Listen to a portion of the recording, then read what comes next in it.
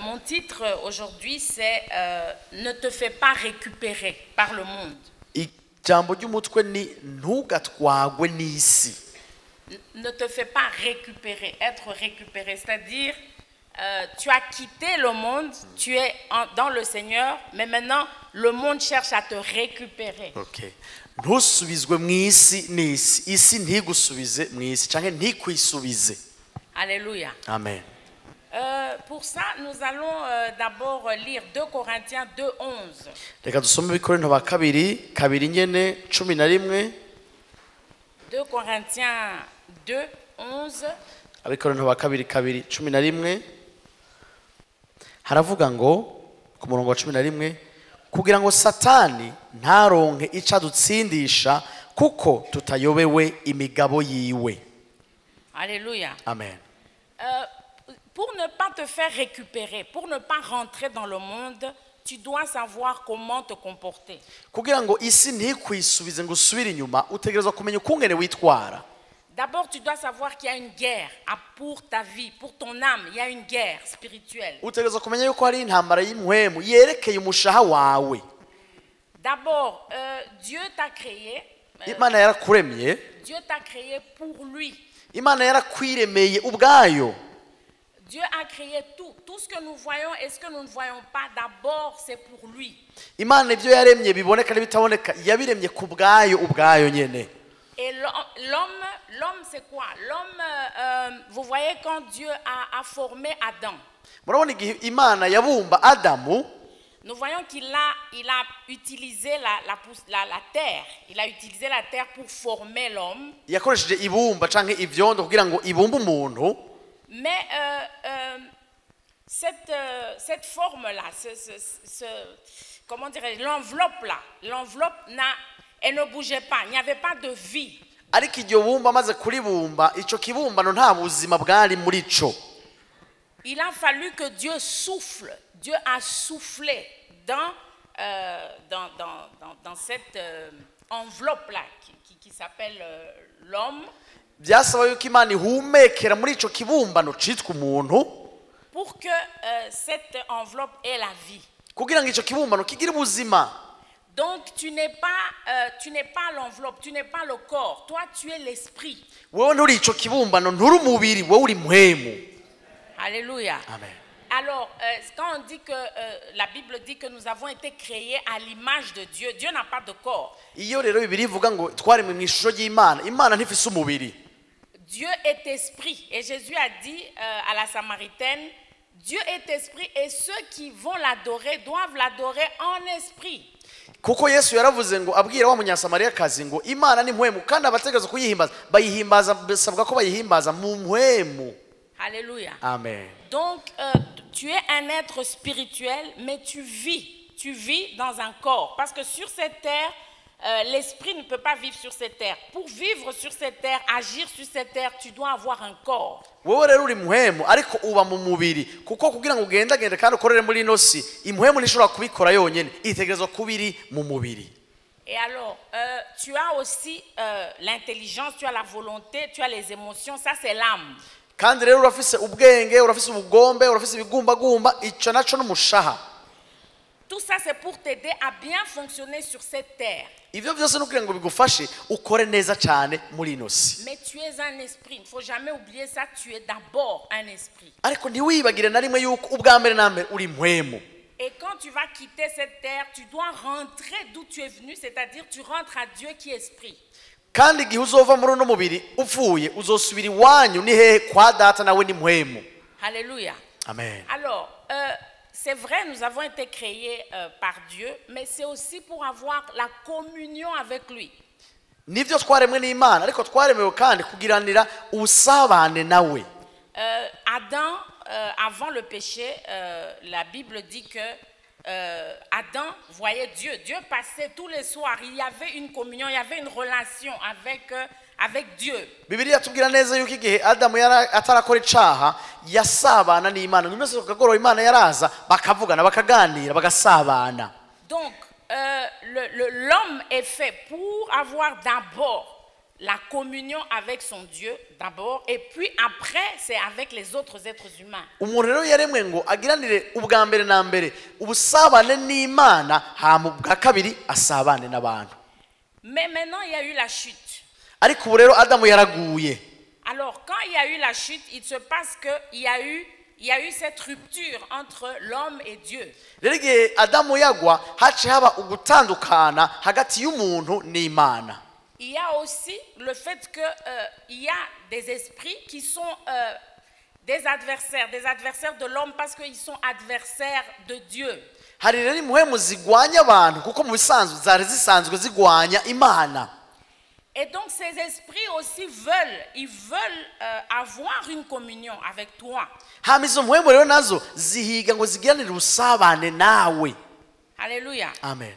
Alors maintenant, ce n'est plus donc tout n'est plus parfait comme au jardin d'Éden où il y avait la communion avec Dieu, c'était pas difficile. Rero ubunye byose ntibicuzuye cyane neza cyane nkuko byari biri muri Edeni hatarakogwa icaha atakintu na kimwe kigoye muri vyo. Maintenant, il y a eu le péché et donc ceux qui veulent ton âme, ceux qui veulent ton esprit, ceux qui veulent t'utiliser, ils sont plus nombreux maintenant. Il n'y a pas que Dieu, il y a aussi les esprits méchants, il y a aussi les démons.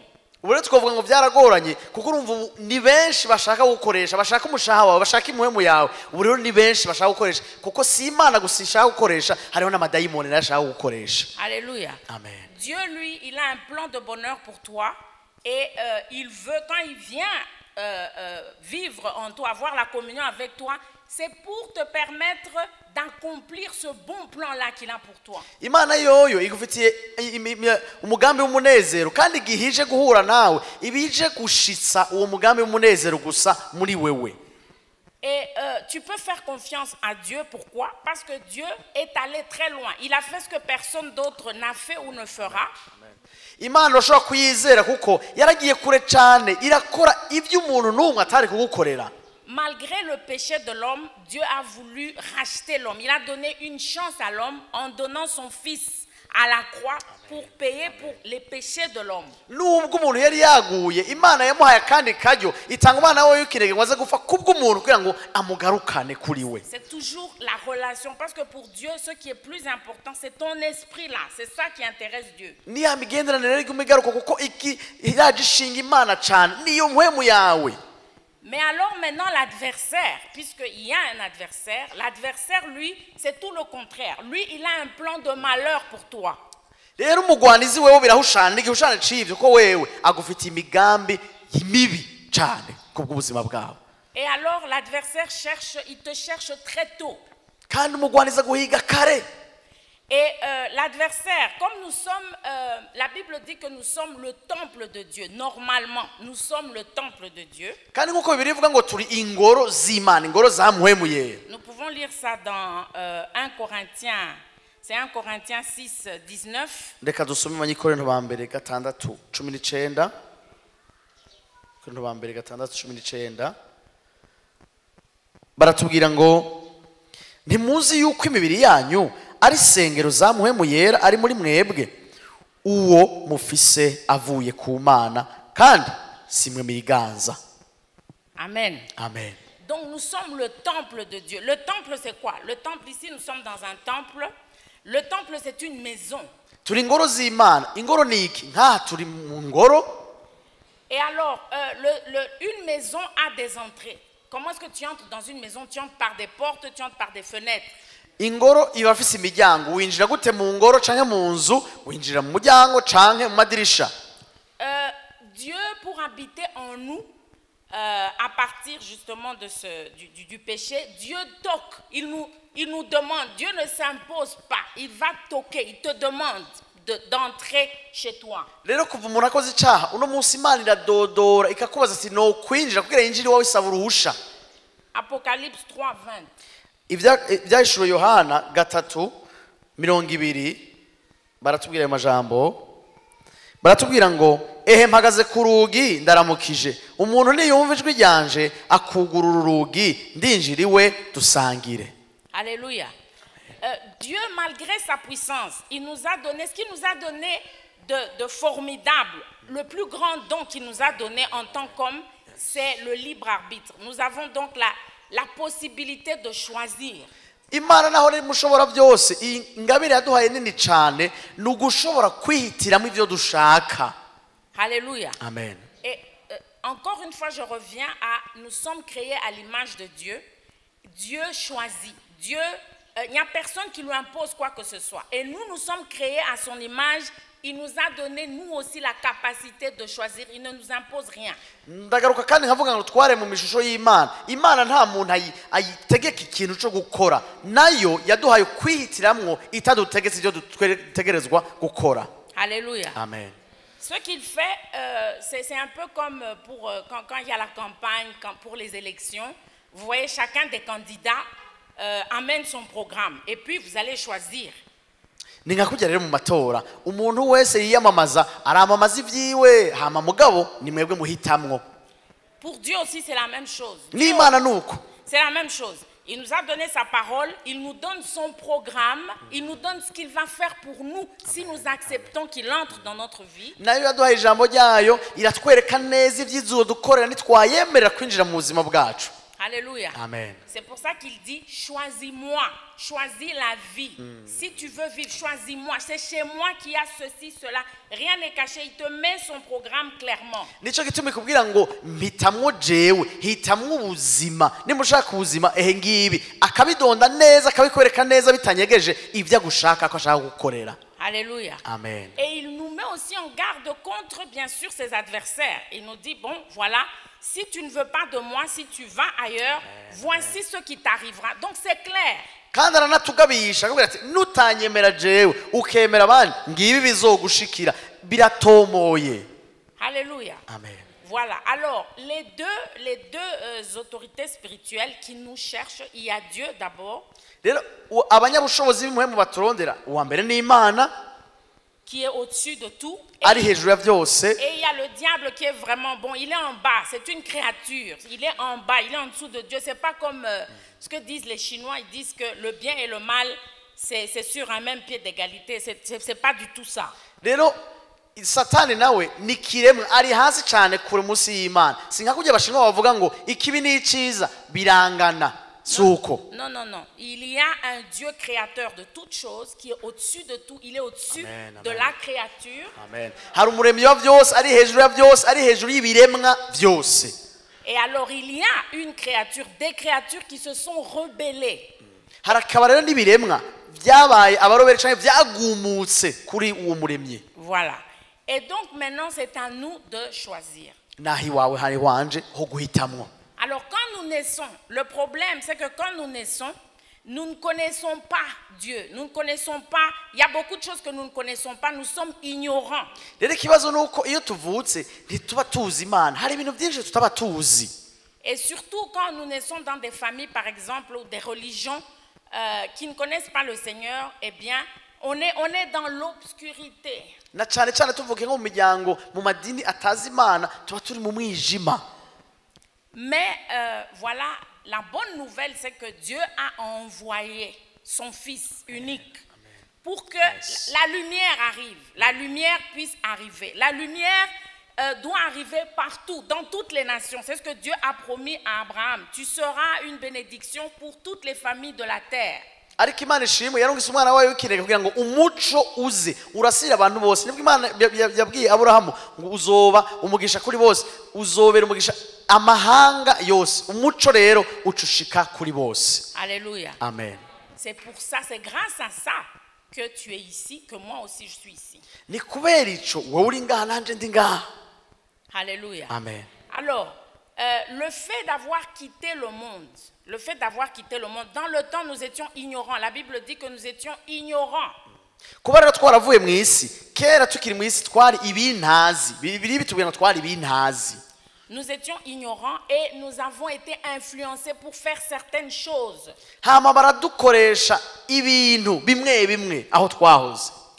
Alors, ça c'était quoi? Ça c'est quand nous étions dans les mains du diable. Nous allons voir ça dans Ésaïe 26:13. Aho nigihe twari mu biganza vya Satani. Reka tubirabe muri Yesaya 26:13 aravuga ngo ewe uhoraho Mana yacu abandi bami batari wewe bamye batuganza ariko izina ryawe ryonyene niryo twatura. Alléluia. Amen.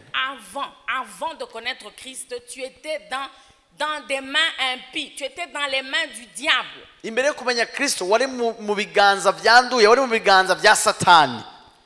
Alors, en ce moment-là, qu'est-ce que tu faisais? La Bible nous dit qu'en ce moment-là, tu faisais la volonté de ces esprits-là méchants, de ces adversaires-là du Seigneur. Bibiri tubwira ngo iki? Ico gihe wakora ubugombe bw'izo mpwemu zihumanye, wakora ubugombe bw'ayo madayimoni. Alors, tu as ouvert des portes, parfois en le sachant, parfois en ne le sachant pas. Rero ico gihe warugura imiryango kumbura ubizi n'ahandi utabizi. Alors, maintenant, quand tu viens au Seigneur, tu acceptes le Seigneur Jésus, tu demandes pardon pour tes péchés. Igihe rero wizeye umwami Yesu ugasaba imbabazi kubw'ibyaha byawe, souvent il faut faire la part des choses. C'est-à-dire, quand nous demandons pardon au Seigneur, nous sommes pardonnés. Le spirituel est pardonné, notre esprit est pardonné. Kenshi rero nugusobanura neza ibintu. Iyo usabye imbabazi ku buryo bw'impuhemu cyangwa mu isi y'impuhemu ubu hariwe, iyo mpwemu yawe irahariwe, nta caha igifise. Mais maintenant, il y a certaines actions qui ont activé le monde spirituel. C'est-à-dire, il y a certaines choses, quand tu les fais, il y a un démon qui va entrer et habiter en toi. Ariko rero hari ibikorwa bimwe na bimwe usanga byaruguruwe canke bikavyura ibintu, ugasanga hari impwemu mbi zije kuba muri wewe kubera imiryango yuguruye. Alors là, le pardon ne suffit pas. Le pardon, même si tu demandes pardon, oui, Dieu te pardonne, c'est vrai spirituellement. Mais maintenant, cet esprit qui est entré, à qui tu as ouvert la porte en posant certaines actions, lui ne va pas sortir à cause parce que tu as demandé pardon. Rero gusaba imbabazi ni kimwe, wasabye imbabazi wahariwe, nta kibazo kiri muri ivyo. Ariko iyo mpwemu yinjiye muri wewe wuguruye umuryango kanaka, naho usaba imbabazi iyo nishoka igenda. Cet esprit doit sortir. Il doit sortir par ce qu'on appelle la délivrance. Si vous regardez bien, Jésus a passé la moitié de son ministère, il chassait des démons. Rero iyo mpwemu itegerezwa kugenda kandi izogenda, ariko ijwano ni utegerezwa kubohogwa. Rero na Yesu igice cy'ubutumwa bwe canke cy'igikorwa ciwe yirukana amadayimoni. Alléluia. Amen. Parce que le diable, quand tu lui ouvres la porte, il va entrer pour sortir. Il faut qu'il rencontre une autorité plus forte pour sortir. Rero Satani yumugurira umuryango arinjira, ariko gusohoka ategerezwa gusohorwa n'ubushobozi bumusumbya imbaraga. Alléluia. Amen. C'est pour ça que la délivrance est quelque chose de très important. Beaucoup de gens se disent, bon non, moi j'ai déjà demandé pardon, c'est fini. Et ils sont étonnés de voir qu'ils ont des difficultés d'avancer, pour avancer dans leur vie spirituelle, même dans la vie sociale, etc. Rero abantu benshi baravuga bati jewe narakijijwe narahariwe, mugabo ugasanga hariho ingorane, inzitizi mu buzima bwabo, mu buzima busanzwe, mu butunzi canke ahandi zitavaho kandi barakijijwe. Nous avons besoin de la délivrance. Et quand tu apprends l'alphabet, c'est A, B, C, D, etc. Dans la vie chrétienne, la délivrance, elle fait partie. C'est vraiment au début là. Au début, tu dois être délivré. Si tu sais que tu as fait certaines choses qui ont activé le monde spirituel, tu dois chercher la délivrance absolument. Rero ukubohoka birakenewe cyane, kandi kujya mu ndome bakurikirana ngo A, B, C n'izindi. Mu ntango cyane umuntu agikizwa abakeneye kubohoka, na cyane cyane uzi yuko hari ibintu bimwe mu wakoze bikugurira imiryango, utegerezwa kubohoka kugira ibyo bintu bigende biveho. Alléluia. Amen. Y a des gens qui disent, ah mais comment est-ce que l'esprit de Dieu va cohabiter avec les démons? Hari abantu baca bavuga ati none mpwemu w'Imana yobana gute n'izo dayimoni? Dieu c'est un gentleman. D'abord, il faut bien le comprendre. Dieu c'est un gentleman. Sinzi ko ndakivuga mugo Imana tuvuge ko ari umushinga ntahe nyene yubashe atagorana. Mugwaneza. Amen. Tu lui ouvres la porte, il va entrer. Uramugurira umuryango akinjira. Mais c'est ton travail à toi. Ariko ni gikorwa cawe de reconnaître yukwemera que tu as fait entrer yuko wari warinjije avant lui, que tu as fait entrer des démons, tu as fait entrer des autorités du monde céleste, etc. et c'est ta responsabilité de les chasser. rero ni igikorwa ciwawe cyo kwemera ubwa mbere na mbere yuko imbere yuko imana iza muhemu w'imana aza muri wowe hariho abandi wari warinjijeho mu isi y'umwiza hama ni igikorwa ciwawe igihe yaje cyo kubirukana bagasohoka. Alléluia. Amen. On va pas lire ça, mais je vous renvoie l'histoire de Gédéon. ntitugiye kubisoma ariko mumenye canke murazi amakuru ya Gideyoni. Gédéon, Dieu a voulu travailler avec lui. Imana ashatse gukorana na Gideyoni. Mais avant de travailler avec lui, qu'est-ce qu'il lui a dit? Il a dit, renverse d'abord l'autel de ton père, les idoles de ton père, et après, Amen. Et après tu vas bâtir, tu vas me bâtir un autel. Amen. Imbere yo gukorana na Gideyoni, Imana yabanje kumubwira ngo genda ubanze usenyure igicaniro caso cyo mu nzu kwasi ibigirwamana vyaso ubisenyure hama ucunyubakira jewe uhoraho igicaniro. Alléluia. Amen. Pourquoi? Parce que si tu ne le fais pas, ceux qui sont entrés avant, ces autorités-là, ces démons-là qui sont entrés avant dans ta vie, si tu ne t'en débarrasses pas, ce sont les premiers qui vont te combattre pour te récupérer. Kuko utabikoze uko babandi binjira ubwa mbere ya madayimoni yinjira ubwa mbere Imana itaraza nibo ba mbere bazokugwanya kugira ngo bagusubize inyuma bagusubize mu isi. Le diable n'a pas de pitié. Lui, il ne veut pas que tu t'en sortes. Il ne veut pas que tu ailles de l'avant, que tu sois béni. Il va tout utiliser, absolument tout, pour te récupérer. Satani nta mbabazi agira, nta n'impuhwe agira, azokora byose bishoboka byose kugira ngo akugwanye ntuje imbere ntumererwa neza ntuhezagirwe agusubize inyuma. C'est pour ça que tu dois savoir, ça c'est ta responsabilité. Tu dois savoir quelles sont les portes que j'ai ouvertes. Quand j'étais sans Dieu, quand je ne connaissais pas le Seigneur, quelles sont les portes que moi-même j'ai ouvertes au diable? Nico gituma utagereza kumenya ico ni igikorwa ciwawe niyihe miryango nuguru imbere yo kumenya Imana nibihe ninjije mu buzima bwanje kugira ngo bisohoke. Tu dois identifier ces portes parce que c'est toi-même qui vas les fermer avec l'aide de Jésus-Christ. Utagereza kumenya neza ukadonda iyo miryango yose kuko ni wowe nyene uzoyugara ufashijwe na Yesu Kristo. Alléluia. Amen. Moi, je peux donner par exemple mon propre exemple. Ndashobora kwitanga ko karoro nka bahintahe yanje. Je dirais que bon, moi, ce qui m'avait énervé à un certain moment, j'avais commencé à aller prier, je crois quand j'avais 14 ans. Ma mère m'emmenait aller prier dans les groupes de prière à Kinshasa. Hariho ikintu cyari cyambabaje nuko nkifise imyaka 14 mama yaranjana gusenga mu vyuma vy'amasengesho i Kinshasa. Bon, j'aimais bien ça, j'ai fait comme une année là-bas. Narabikunda nakenda naragiye nk'umwaka nza gusenga. Et puis après, les parents ont eu des problèmes. Mes parents ont eu des problèmes, des grands problèmes, et ils se sont séparés. Hama inyuma y'ivyo abavyeyi banje baragiranira ibibazo gushika naho batandukana.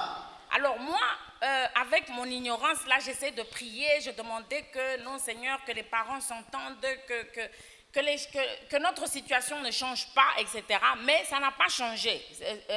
La situation a empiré. Nanje mu kutamenya kwanje ngasenga Imana oya ibintu ntibibe reka tugume nkuko twahora reka ibintu bigende neza ariko ntivyigeze bigenda neza ahubwo vyarunyutse bigenda nabi.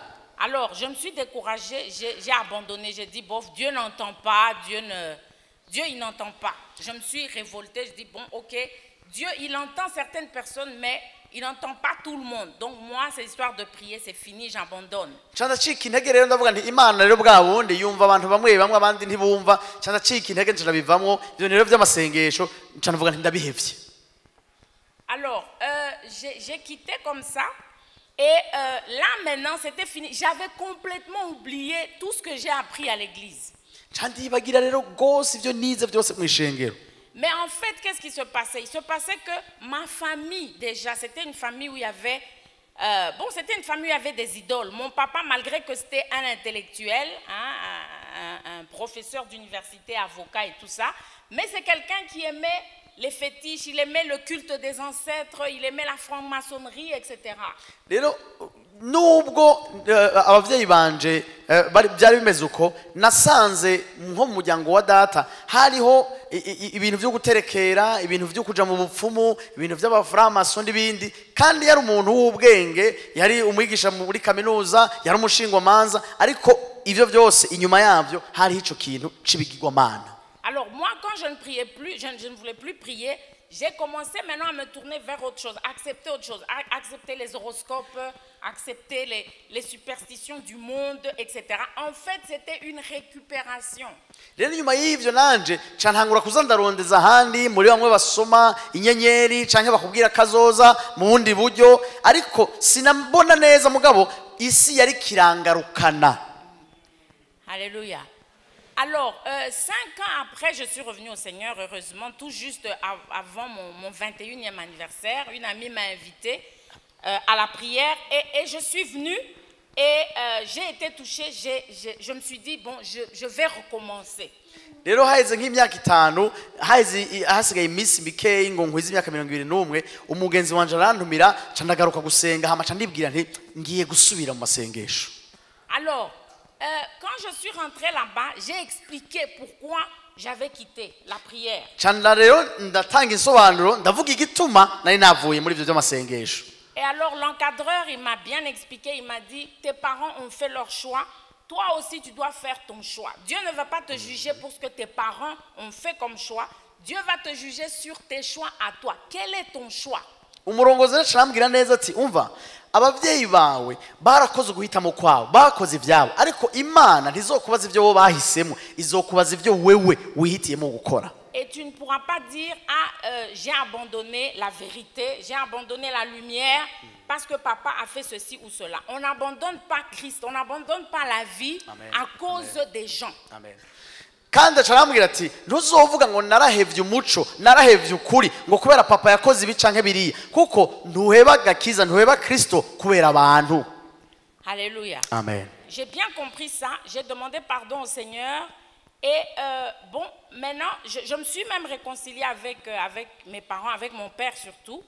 Hama rero ndasubiza hamwe na papa ndavuga nti hinge ngaruke. Alors, qu'est-ce qui s'est passé? Le diable a voulu me récupérer. Ariko icyaciye kiba niki Satani yaragerageje n'ubundi kungarukana. Mon papa est devenu plus méchant qu'avant. Papa wanje acaba mubi gusumba kera. Donc parfois avant il disparaissait, bon il pouvait disparaître pendant quelques mois. À partir du moment où moi j'ai été sauvée, l'année où moi j'ai été sauvée, là il disparaissait même 2 ans, on ne le voyait pas. Il n'envoyait pas d'argent. Quand il revenait, c'était vraiment pour se disputer. Il venait pour un petit temps, 1 mois, peut-être pour nous voir. 1 mois, c'était beaucoup. Donc, il est devenu plus méchant qu'avant. Ico gihe rero papa wanje ubwa mbere akiri muri ivyo yaragenda nk'amezi angahe tutamubona tutazi yari mugabo akagaruka. Ico gihe rero jewe maze gukizwa yacagenda nk'imyaka nk'ibiri agacagaruka nk'ukwezi kumwe konyene mugabo uko kwezi uko intambara kandi niyo myaka ibiri atakintu nakimwe yigeze turungikira.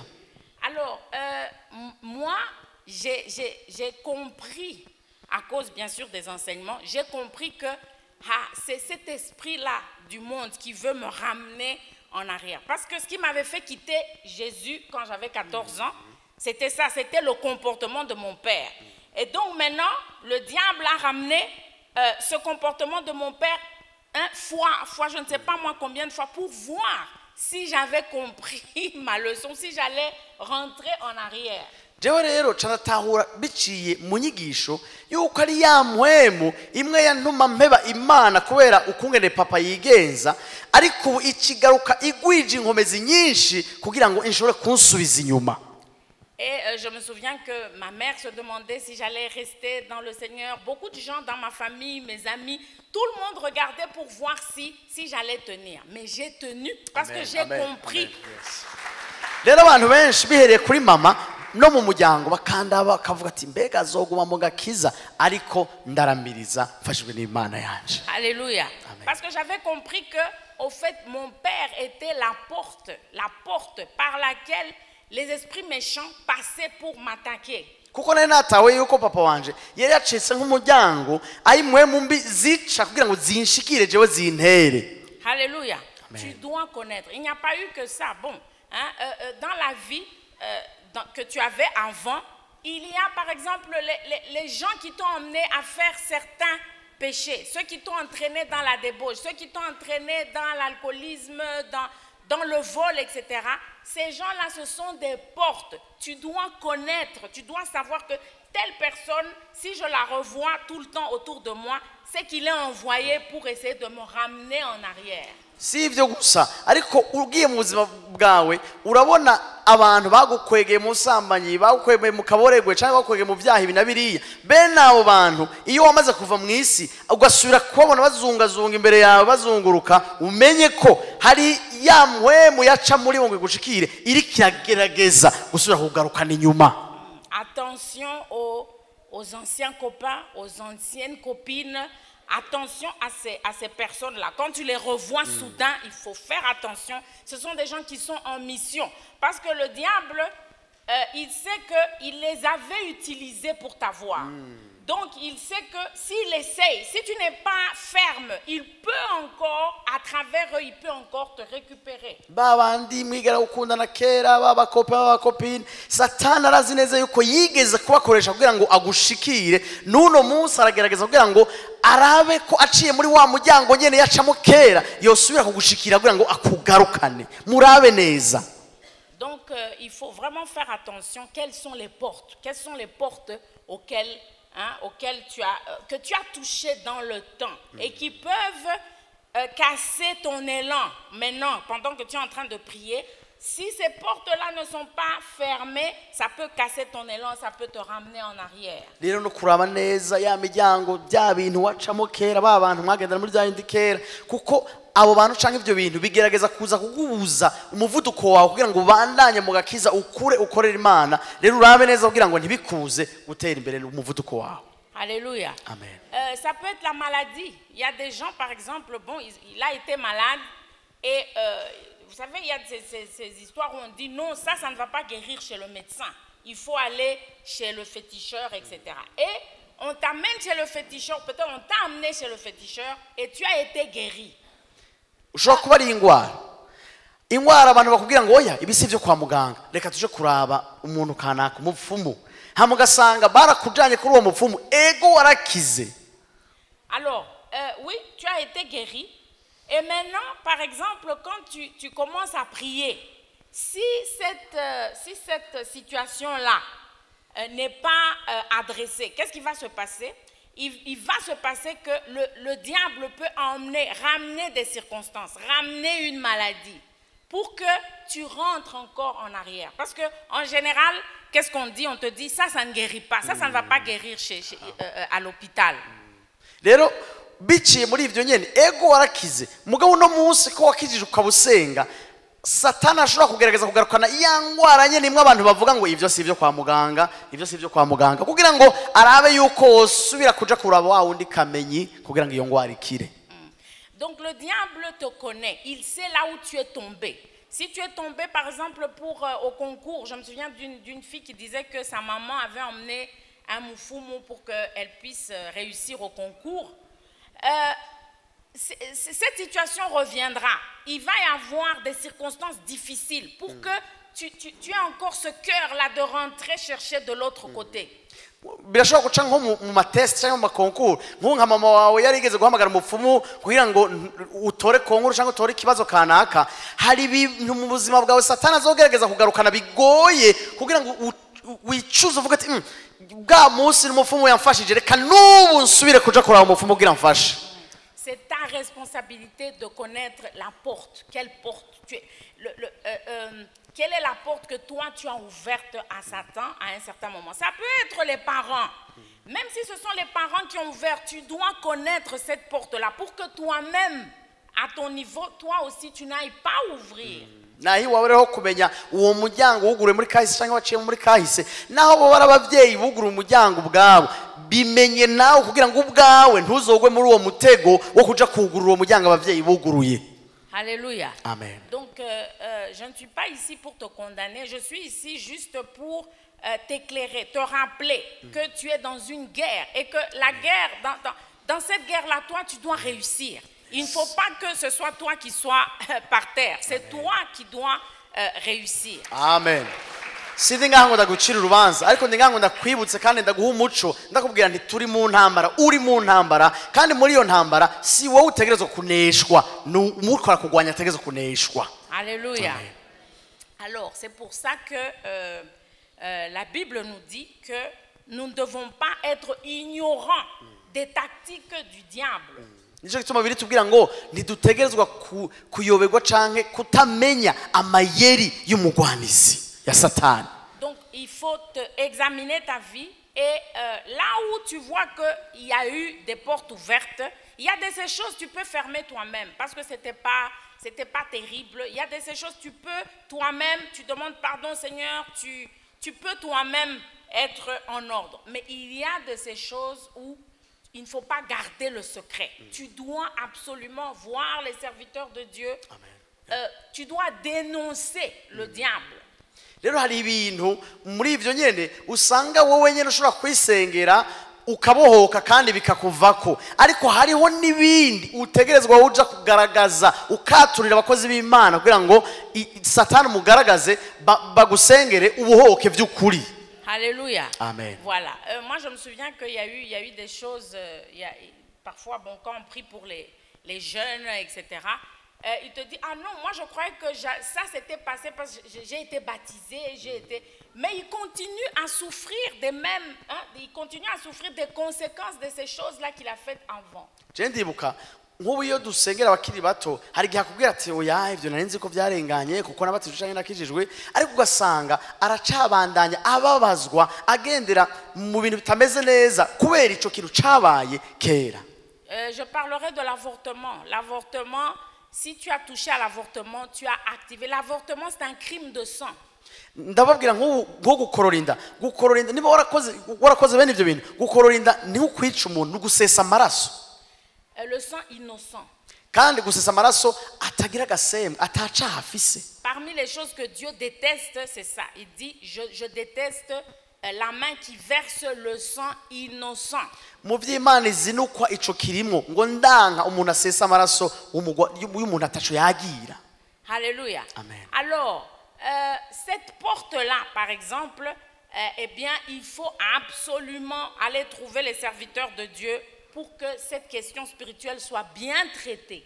Nk'uwo muryango ndabaha akarorero utegereza kuja kuraba abakozi b'Imana kugira ngo ico kibazo gikugweho neza. Moi j'ai vu des gens ils te disent ah non bon ils viennent ils n'ont pas d'enfants, ils sont mariés, ils n'ont pas d'enfants, et alors maintenant quand ils entendent un enseignement comme celui-là, alors j'avais avorté, mais moi je me disais que comme j'ai été baptisé c'est fini. Ndabaha akarorero hariho nk'abantu bashobora kuza kuvuga ati twebwe twaragize mariage mugabo twarabuze umwana ntituraronka umwana, yumva inyigisho nk'iza aca yibuka ati mugabo jewe byarigeze kunshikira ndakorora inda. Et alors, souvent, quand j'ai eu à dire, bon voilà, on va traiter cette question comme il faut, parce que c'est une question qui doit être traitée. Et donc, quand la personne entre dans le processus de délivrance, eh bien, après ça, moi j'ai vu quelqu'un pour qui j'ai eu à prier, elle avait fait une année, je crois, sans avoir d'enfant. Elle est venue m'avouer l'avortement après avoir entendu cet enseignement. Et on a prié, c'était tout juste d'ailleurs, moi je voyageais, je partais aux États-Unis 2 semaines après. On a prié, j'ai retenu les dates. On a prié et 1 mois après, elle m'a écrit pour me dire Maman Colette, maintenant j'ai conçu. Amen. Hariho nk'umuntu byashikiye uko jewe yinjiye muri uko kubohoka turatangura gusenga mbere nagoma nsubira muri Leta Zunze Ubumwe za Amerika. Nari naravye amatariki hama haheze ukwezi duhejeje gusenga acaranyandikira ambwira ati Mama Colette nasamye.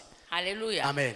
Donc le pardon c'est bien, tu as demandé pardon à Jésus, c'est bien, mais maintenant il faut fermer les portes. Mais pour fermer les portes, tu dois identifier c'est quelle porte que j'ai ouverte, et il y a des portes vraiment tu as besoin de voir les serviteurs de Dieu. C'est Jacques qui dit si quelqu'un est malade, qu'il appelle les anciens et qu'il confesse même ses péchés, et la prière de la foi sauvera le malade. Avec l'onction d'huile sauvera le malade. Il y a de ces choses, il ne faut pas cacher. Si tu caches, le diable aime le secret. Le diable, il aime plus tu gardes le secret, plus il va grossir et plus il va te détruire.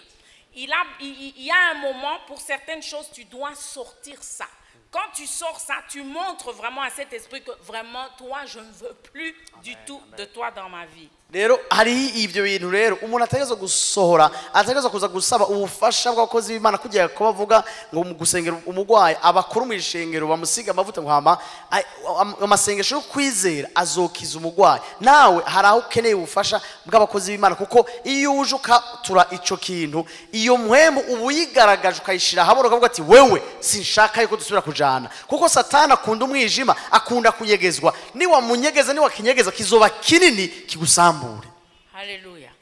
Voilà. Donc, tu as une responsabilité. Nous ne sommes pas, on n'est pas des bébés. Nous devons grandir. Ça fait partie de ta croissance, de connaître justement ces choses que tu as faites. Tu rentres, c'est ta vie. C'est toi qui as posé ces actes. Eh bien, prends la responsabilité, mais avec foi. Il ne faut pas avoir peur. Il faut avoir foi. Amen. Que au bout de la délivrance, tu vas recevoir ta guérison. Rero nahi wawe nahi wanje ho gufata ivyo tubazwa, ivyo dusabwa nk'abantu bakuze, ntiturabana ntiturababebe, ariko dutegeza gukora ivyo dusabwa nyene byo kudonda neza, tukaraba neza imiryango twuguruye, hama tukabikorera mu kwizera tudatinya, tuzi neza yuko inyuma yo kubohoka tuzoronka umugisha w'Imana tugatera imbere tukabandanya. Alléluia. Amen. Voilà, donc pour aujourd'hui, je pense que c'est ça que je pouvais vous partager. Je vais terminer en demandant à chacun de réfléchir. Kubw'uno munsi nico nshaka kubasangiza, hama ndangiza nsaba umuntu wese ngo yiyumvire yirimbure ko. Je demanderai à chacun de fermer les yeux, de réfléchir. Reka twese twugara amaso twirimbure ko. Que chacun réfléchisse aux portes qu'il aurait ouvertes. Umuntu wese yiyumvire nimba hari imiryango yoba yaruguruye muri kahise. Que chacun réfléchisse. Est-ce que tu as fait la bonne chose? Est-ce que tu as fermé ces portes? Si tu ne l'as pas fait, il faut demander pardon au Seigneur et il faut entrer dans un processus de délivrance. Umuntu wese arabe nimba iyo miryango yarayugaye, nimba utayugaye ntiwakoze ikintu ciza, winjire mu kubohoka kwawe. Pendant que les gens sont en train de réfléchir, je dirais aussi, si quelqu'un ne connaît pas le Seigneur Jésus-Christ, c'est l'occasion de venir te donner au Seigneur Jésus. Mu gihe turiko turiyumvira ku buzima bwacu, reka mbaze nimba hari umuntu atarakira umwami Yesu. Niba uri ngaha utarakira umwami Yesu, niba uri ngaha ukekeranya yuko hari umunsi mwahuye nawe, turagutubira ngo uze kwakira umwami Yesu. Hoba hari umuntu ngaha atahura na Yesu Kristo, ataragirirwa imbabazi, atarasaba imbabazi Imana, atazi umunsi yahuye nawe, uwabitumenyesha kugira ngo tumufashe kwakira umwami Yesu. Il est temps de venir au Seigneur Jésus, parce que tu es fait pour avoir la communion avec Dieu. Cette communion va te protéger, cette communion va te garder. Seul dans cette vie, devant tout ce qui se passe dans cette vie, seul nous n'avons pas la force pour gagner dans cette vie. Tu as besoin de Jésus pour gagner, tu as besoin de Jésus pour réussir, pour tenir debout. Donc je t'appelle. Kuko urakeneye imigenderanire, urakeneye ubusabane kumwe n'Imana, kuko wenyene n'inkomezi zawe uhura n'ibi duhura mu isi, ukaba muri buno buzima ugwana n'ibi tugwana navyo, ntushobora kunesha na gatoya. Nico gituma ndakubwira nti urakeneye umwami Yesu. Rero nico gituma tuguhamagaye ngo wewe utarakira umwami Yesu, wewe utarahura nawe, ingo uhure nawe. Alléluia. Amen. Donc je vous donne quelques minutes. Si quelqu'un a besoin de donner sa vie au Seigneur Jésus, il ne faut pas avoir honte, il faut venir ici devant. On va prier pour toi afin que tu puisses commencer ce processus-là de délivrance. Pour que tu puisses entrer dans le bon plan de Dieu, nous allons te donner quelques minutes. Ntugire ubwoba, turaguhaye iminota mikeyi, ingo ngaha imbere. Niba utarahura n'umwami Yesu, ingo uhure nawe tugusengere, kandi ushobore no kwinjira muri ugo rugendo rwo kubohoka kugira ngo ubuzima bwawe bube amahoro.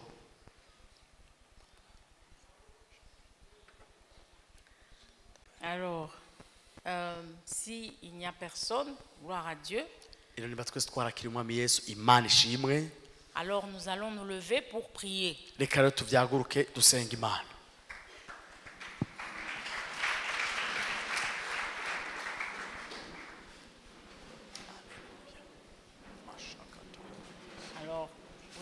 tenir sur le cœur reka ushire ikiganza cyawe ku mutima parce que c'est du cœur que viennent les sources de la vie, dit la Koko- parole. umutima niho ubuzima bududubiriza. Je pense que vous avez réfléchi, je pense que vous avez déjà vu là où les choses n'ont pas bien marché. Nizere ko mwiyumviriye, nizere ko mwabonye aho bitagenze neza. N'ayez pas peur de venir chercher les serviteurs de Dieu, ils sont là.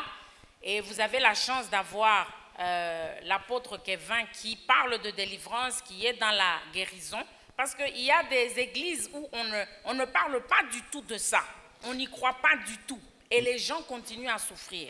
Ntimugire ubwoba rero kuko murigiriwe niba ko ryo kuba mu rushengero rwa Apotre Kevin uwigisha kubohoka, ubikora, usengera abantu, uri mu byukiza indwara, kuko hari amashengero batanigera babivuga abantu bakabandanya bababazwa bari mu gacerere. Wowe rero ntutinye kuza kora abakozi b'Imana kugira ngo ikibazo cyawe kive mu nzira. Alléluia. Amen. Voilà, alors nous fermons les yeux, on ne se regarde pas, on est concentré sur le Seigneur. Tuhumbirije ku maso yacu turaba umwami wacu gusa. Vous allez répéter après moi, Seigneur mon Dieu, Reka usubire muti mwami Imana yanje,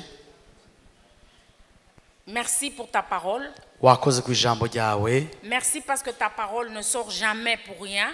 urakoze ku ijambo ryawe ridasohokera ubusa na rimwe, Merci de me rappeler, urakoze kunyibutsa, mes devoirs.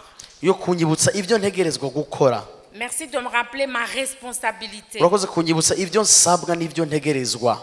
Seigneur, je te demande pardon pour les portes que j'ai ouvertes. Mwami ndagusavye imbabazi ku miryango yose nuguruye, Tout ce que j'ai ouvert volontairement. iyo nuguruye ndabishaka n'ibigirankana, Tout ce que j'ai ouvert involontairement. niyo ntuguruye ntabizi, Dans l'ignorance. ntabizi Je te demande pardon, Seigneur. ndagusavye imbabazi ku bw'ivyo mwami, Je demande la force, ndagusavye inkomezi. le courage Inkomezi ni gushira amanga d'entrer kugira ngo ninjire dans le processus de délivrance mu kubohoka kwanje, afin que je sois complètement délivré, kugira ngo mbohoke vy'ukuri, que je sois complètement guéri, kugira ngo nkire vy'ukuri, que je sois libre, kugira ngo nimbe uwidegemvya, parce que je veux entrer dans ton bon plan. kuko nshaka kwinjira mu mugambi wawe mwiza. Je ne veux pas être récupéré par le monde. Sinshaka ko isi inyisubiza, Le monde n'a rien pour moi. kuko isi ntaco ifise ku bwanje, Mais toi, tu as donné Jésus pour moi. ariko wowe watanze Yesu ku bwanje.